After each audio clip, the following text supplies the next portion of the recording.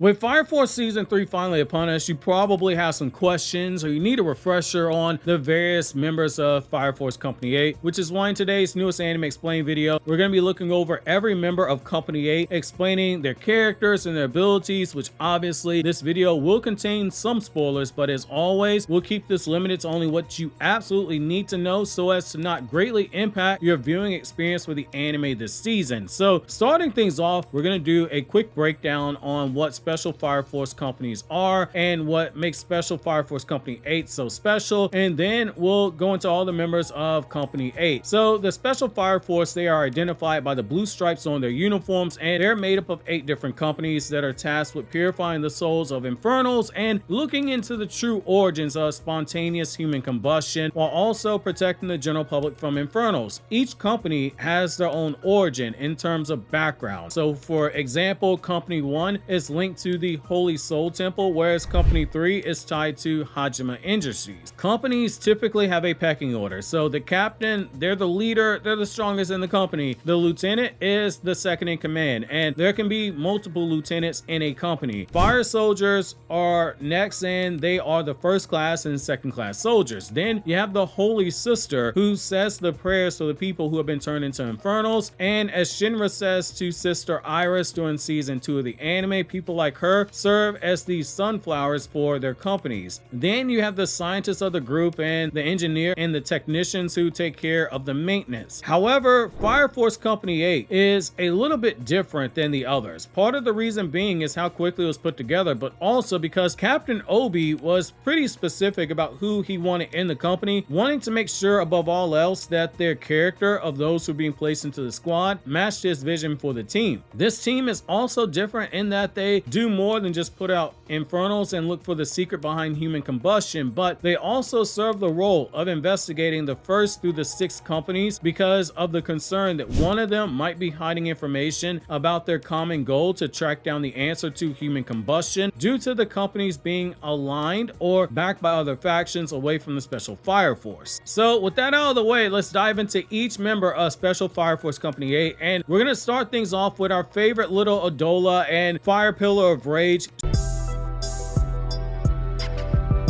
Shinra Kusakabe. After the death of his mother and what he believed to be the death of his younger brother, after spending some time at Hajime until he could control his powers, Shinra enlisted in the Fire Force and eventually joined Company number 8. He's extremely easygoing, but despite his goofy appearance, he has shown flashes of combat power, and his determination to be a hero sees him charging in headfirst into danger when it comes to having to save others, but at times it does lead to him getting a bit overconfident and even careless at times. Due to how he awakened his powers as a 3rd generation, it played a role in many people believing wrongfully that Shinra killed his mother and his little brother in a fire, when in reality his mother was seen by Captain Burns as an infernal and she took his brother away from him. This, as you would expect, led to some huge conflict due to the fact that his entire life from that point onward, he was vowing to take down the infernal who he saw that day, not learning until many years later that the person that he thought he saw was his mother and that his brother Sho was actually alive. And even when he battled Sho in season 1, due to the love he felt for his brother, you could see the change in his demeanor where confident big brother Shinra was putting everything on the line in order to bring his younger brother back home safely, which led to that heartbreaking scene where Shinra's memories are shown to Sho during their fight. In terms of combat abilities, it became pretty clear early on that as a 3rd generation, Shinra was extremely powerful and he had high potential. Throughout the series, we see flashes of this potential on display as he quickly rises up the ranks to become one of the strongest characters in the series, and is a man who puts the phrase "hard times create strong men." He proves it to be correct, because whether it's him training with the captain of Squad 7 and making his rapid technique, or it's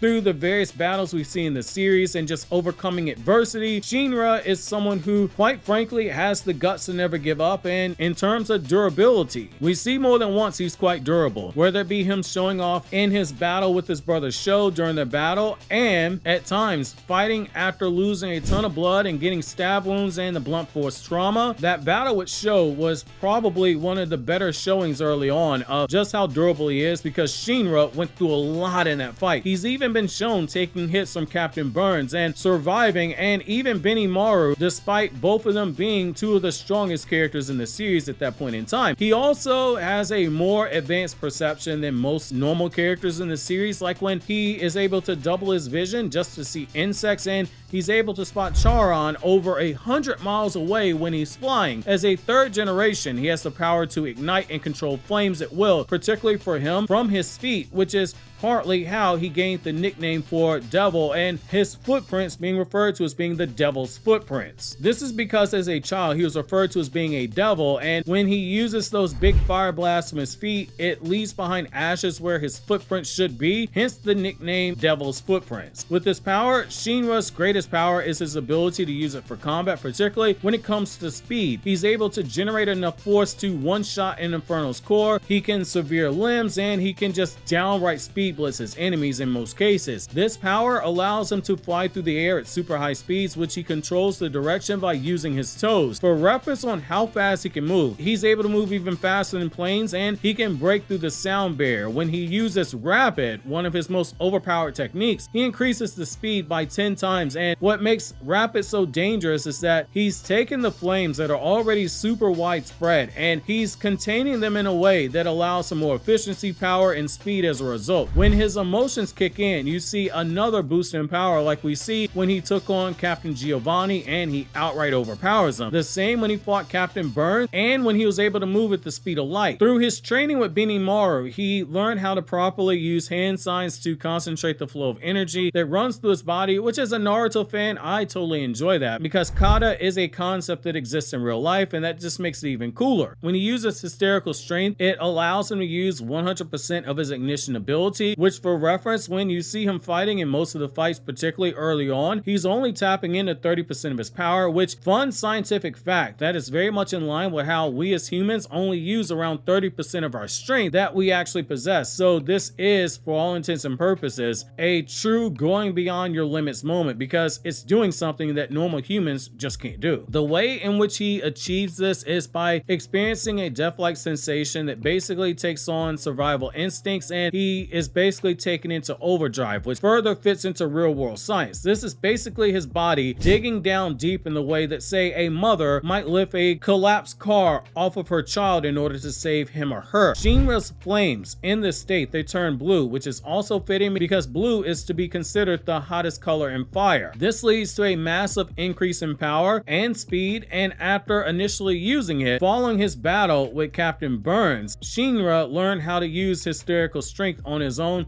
which as you would expect is broken given the feats that we saw him carry out with it. Shinra can also briefly be empowered by grace due to him having a Adola burst. When this happens, as we see in the battle with Sho in season 1, Shinra moves at an extremely fast speed. He's able to split his body into particles to move beyond the speed of light and go back a few seconds in time in the process, which allows him to enter into Sho's severed universe and take down the demon Inferno during season 2, with him only having 1 second having passed, which in my opinion is one of the biggest flexes in anime. Shinra also has Shinra Bansho Man, which is the fusion of himself, his brother, and his mother, and as you expect, this is busted and it is one of the most powerful characters in the series. He's also shown being able to manifest his imagination into reality, and he's eventually able to defeat the Evangelist and recreate the universe. He wields the power of Adola itself, which basically makes him a god. Reality warping powers, time manipulation, and obviously insane physical strength. Shinra Bansho Man, as you expected, is incredibly overpowered, one of the strongest characters in anime. However, so as to not ruin the ending of the story, we'll save the juicy bits of information for Shinra Bansho Man for a video we'll do later, so make sure to keep notifications turned on after you hit that subscribe button. Next up, we're going to be going with Tamaki.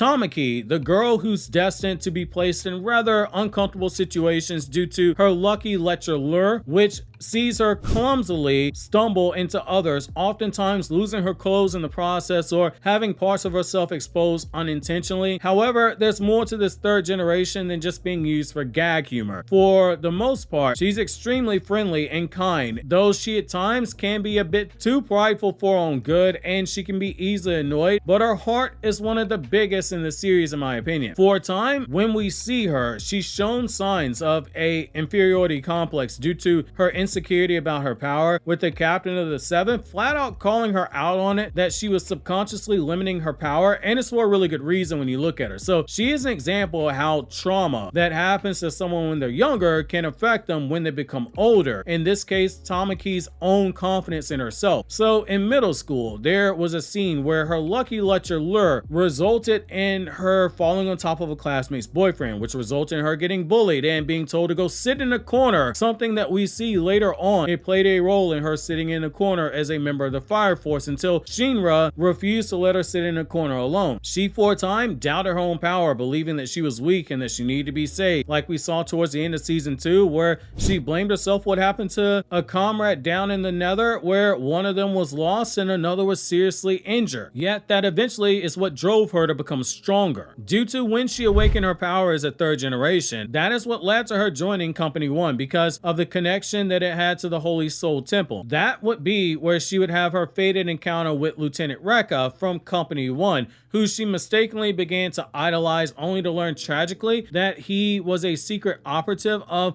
the White Clad that was doing their evil bidding. Even when she's shown to be outmatched, we see her show wisdom in how she's able to stay calm and assess the situation despite her being clearly afraid. She has a strong sense of justice and inner strength. It is perfect for her, particularly due to her underrated crisis management skills. Tamaki also possesses a immunity to fire, and when she uses her ignition ability, she covers herself in pink flame, which boosts her speed and agility while also giving her cat-like traits. She's able to use her tails to generate blasts of fire, propel herself forward, and restrain her enemies in a circle of fire by using the tails, and even cover her entire body in pink flames. Like Shinra, her main asset is related to her speed, in this case her combination of speed and agility. This is how she's able to dodge attacks from Orochi and Assault, and those quick bursts of speed of hers, they are no joke because she has some of the most underrated speed feats in the story, that when you compare who it was she was catching up to or training with, you realize how fast those characters are, and by extension you start scaling Tamaki's speed. This is why Tamaki deserves a lot more respect in my opinion. She is more than a character used for gags and fan service. Next up, we're going to be going with my personal favorite member of the company, Maki.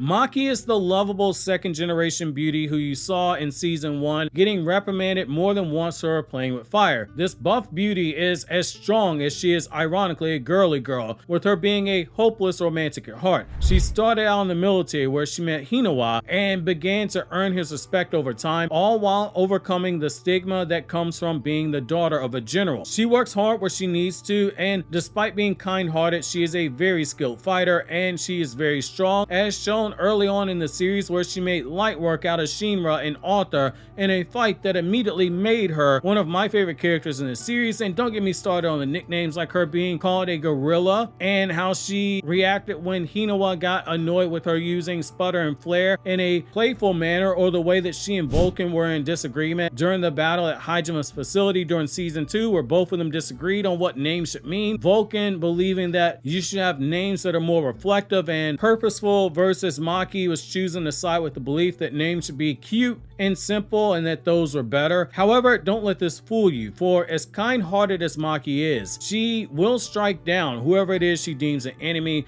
especially if they threaten the lives of the innocent or those that she cares for. Maki also has a tendency to work harder than most, which led to the admirable work ethic, and it made her as strong as she is, but it also led to insecurities about her body due to how much muscle she put on, which it clearly doesn't help when she has people in her own family saying maybe she needs to lay off the weights. But over at Fire Company number 8, people like Shinra and Iris have called her beautiful the way she is. This, coupled with her brother and father viewing her as this precious flower that needs to be protected. It led to that amazing scene in the Nether where she worked alongside her brother to stop the explosion of infernos that would have killed everyone in Tokyo, which brings me to her powers as a second generation. For as skilled as she is in combat, particularly when it comes to hand-to-hand combat due to her time in the military, her second generation powers, they are very impressive. She can control flames from a wide distance, and her power, it grows as the series progresses, which is very impressive when you really think about it. She was able to already hold off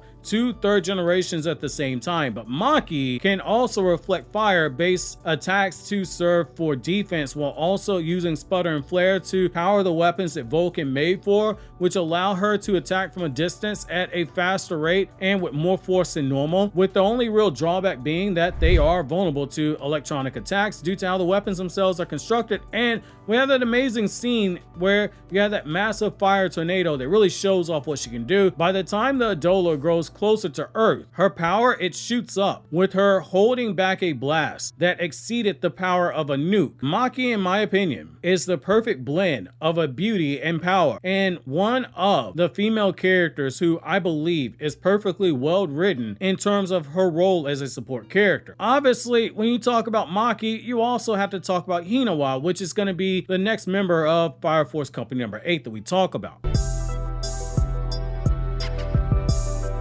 So Lieutenant Hinawa, like Maki, he started out in the military but joined Company 8 when Captain Obi finally founded it. He's super serious, being very blunt to the point where at times it can feel like it's a bit too much. And I think most of us would agree he has the personality that is a bit of an acquired taste to come around. But he is someone who has extremely strong leadership skills and is very resourceful and even more logical after he's made perceptions about things. It didn't take him long to figure out why Shinra really joined the Fire Force after he first met him. And when he first met Captain Obi, he knew right away that he was in the presence of someone who was just different. He's also very loyal to those who earn his respect as a comrade, and part of his leadership skills we see on display is how he's able to get the most out of those who serve under him, like we see when he's fighting in the Nether in season 1. He perfectly used Arthur's delusions in order to help him take down the enemies he was fighting. Like a lot of anime characters, his past, it isn't without that one moment of tragedy that shaped his life and put it on the path that we see him in the main timeline. For him, the moment came when his friend in the military became an infernal and he found himself unable to kill said friend, which led to the soldiers coming in to do what he himself couldn't do, leading him to reflect on what he was told about baptizing guns and weapons, and this ultimately set him down the road that led to the encounter with Captain Obi. He is a second generation fire soldier who can manipulate flames through his weapons. His ability bullet speed control is pretty broken, evident in season 1 where you see him using the rifle and basically shooting it off with so much force in the Nether that it was like bombs were being displayed, and he was shown having to replace the gun barrels each time due to the force. He can also increase and decrease the force of the bullets, which allows him to shoot them in non-lethal ways if necessary. He can also control the trajectory of the bullets, which allows him to target strikes from angles that should be viewed under normal circumstances as being impossible to hit. But in a world such as this, the word impossible doesn't really apply here, especially when he uses ricochet control, where he can use the sparks generated by the bullets to make bullets rebound and skip off the surface. He also has the fire extinguishing bullet, which allows him to slow down the movements of an infernal. Next up, we have Sister Iris. So this beauty is the pillar of despair, and her kindness, it is as strong as her faith is, which is to say it is extremely strong. While she can be shy at times, she does open up to those she is comfortable with. She's right there on the front lines of Company 8 saying that prayer for the Infernals before they get put to rest. However, just because she's a sister and shy doesn't mean that's all there is to her character. And in another series, this might very well have been the only thing about her character, but thankfully, Iris has way more layers than that. For instance, she's naive to the point that she shows some rather ditzy tendencies, and this leads to comical scenes like when she's pressing all the buttons in Vulcan's workshop, and when the truth about Amaterasu in the church is revealed to her, we see her faith getting tested, and when she struggles early on, it just just adds more weight to her character, and there's a great moment where we see her praying and one of the older sisters calls her out on it for being distracted. Is a great piece of writing, since a good writer knows how to use other characters to give us information about a character we already know, or at least we think we already know, to just make us view them in a different light. As a child, she spent her days at the Holy Soul Temple, and one day the church, it caught fire, and in the time afterwards, Iris joined Company 8.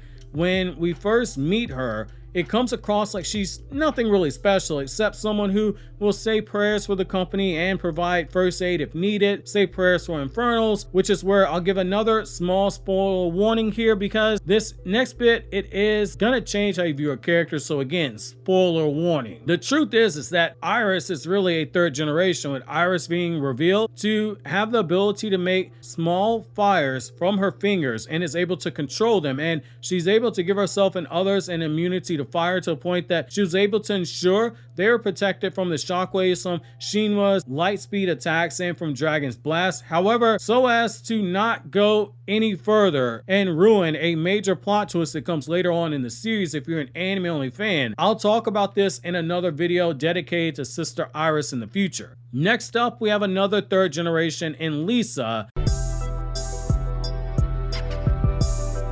formerly a Knight of the Ashen Flame and now a technician in Company 8. As one of the hottest female characters in the series, it's mandatory that I simp for her, so cue the horny bonk meme. But jokes aside, you get through her backstory. Once that happens, her character has a lot of richness to it, and it makes you view her relationship with Vulcan in a much different way. She can be blunt at times, but she also has a big heart, and that becomes more clear when she gets away from Dr. Giovanni, who brainwashed her for several years to a point where I think most of us would agree that it was grooming. Just the mere thought of him or even betraying him was enough to put fear in Lisa at times. However, once she breaks free of this control, she's as sassy and sarcastic as she is beautiful.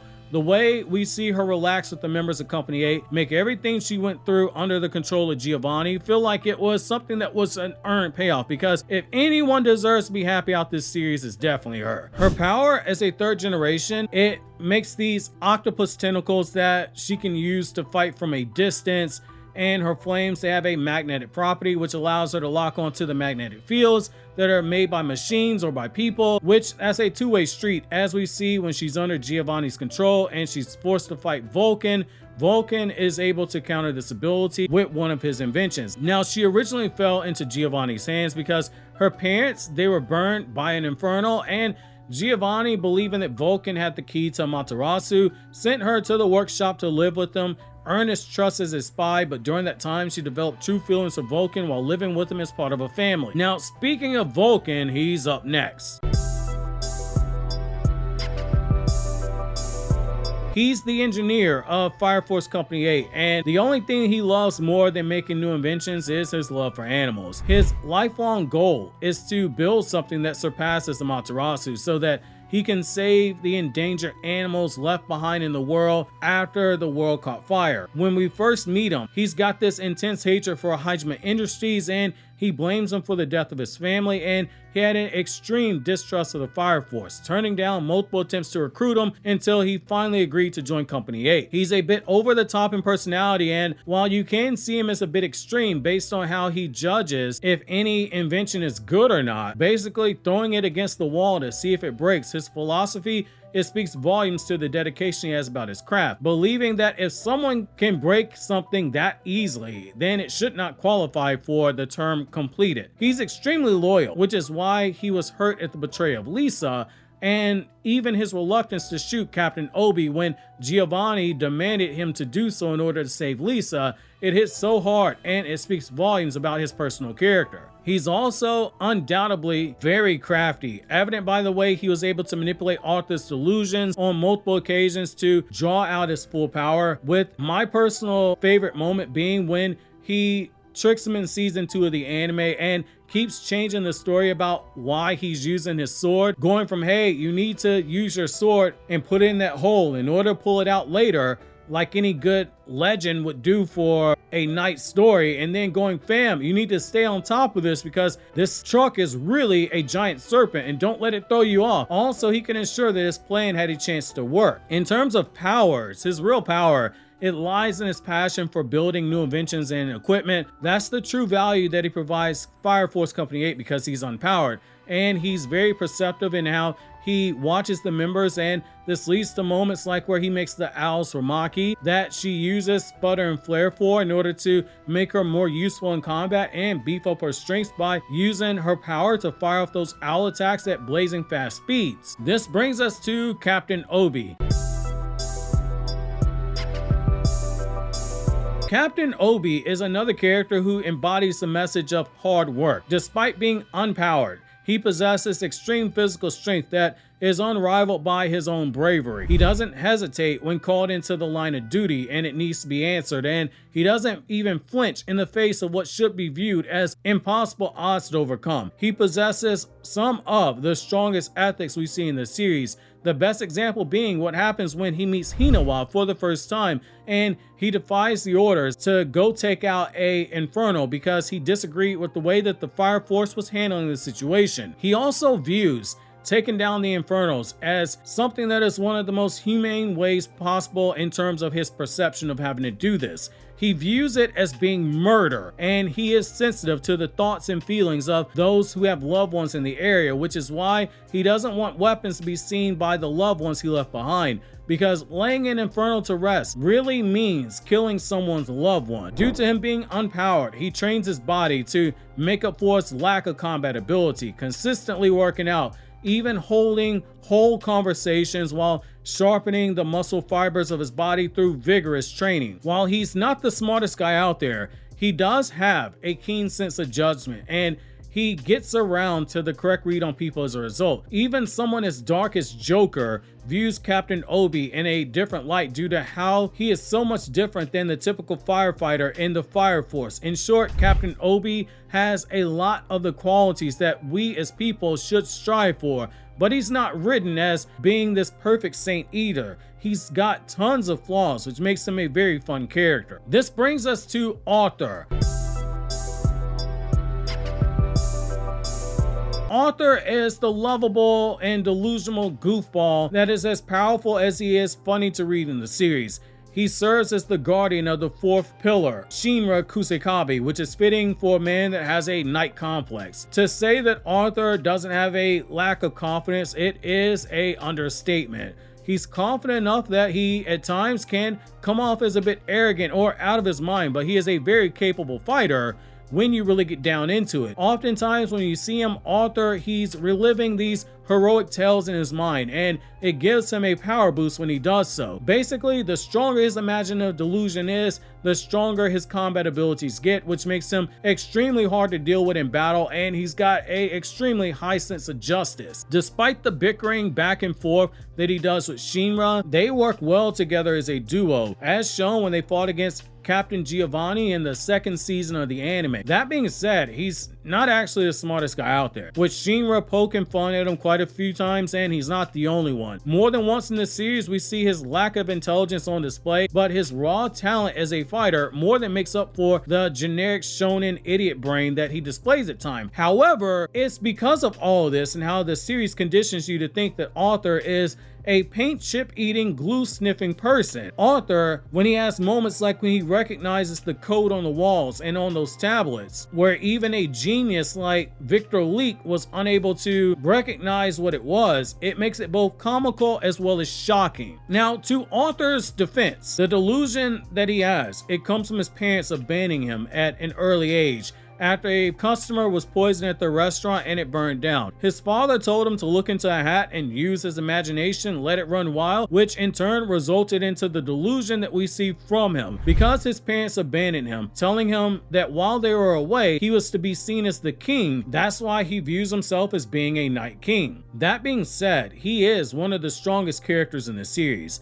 That much you see clear as day, both from his power level being tied to his delusion as well as the training we see him undergo. With Company 7, both times he's there and training, including when he and Shinra are being pushed past the limits in season 2 with their training with Tamaki, watching with concern. He is also fast enough to react both to Sho's severed universe and Shinra's rapid, despite both of them being insanely fast. He is the first person in the series to ever draw blood out of Dragon, which is an insane feat. The strongest attack that he has was able to kill Dragon instantly and split the world and extinguish some of the flames from the Great Cataclysm. As a third generation, he can take his sword handle and create and control plasma, which puts him in very rare company since there are very few characters who can turn flames into fire, and he's durable enough that he was able to fight Benimaru for several hours before reaching his breaking point. He, like Shinra, can use hysterical strength to tap into his full power, and when he uses that power, it makes a plasma cape that hangs from his shoulders, and it gives him a boost in stats, particularly defense, which is very fitting for a Night King. Finally, we have Viktor Licht. Originally sent by Hajime to spy on Special Fire Force Company 8, he grew to care for the members of the company, and in his pursuit for the truth, he's shown a willingness to work with sketchy people like Joker if it calls for it. He doesn't have a ignition ability, but he's highly intelligent and he is perceptive, with it being he who came up with the idea for Shinra to compress his flames in order to gain more power and speed for the technique that ultimately became rapid.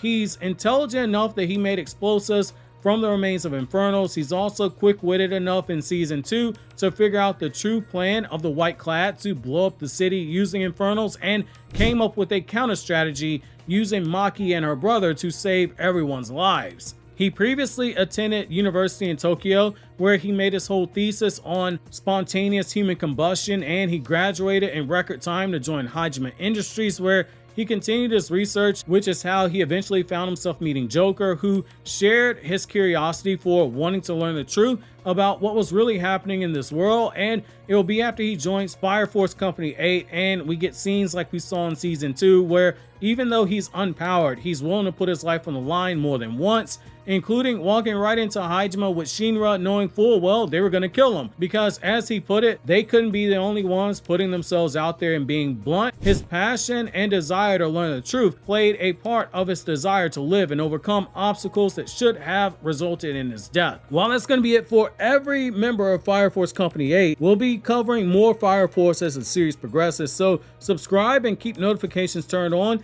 And while you wait for the next video, consider watching these other videos from Anime Explained.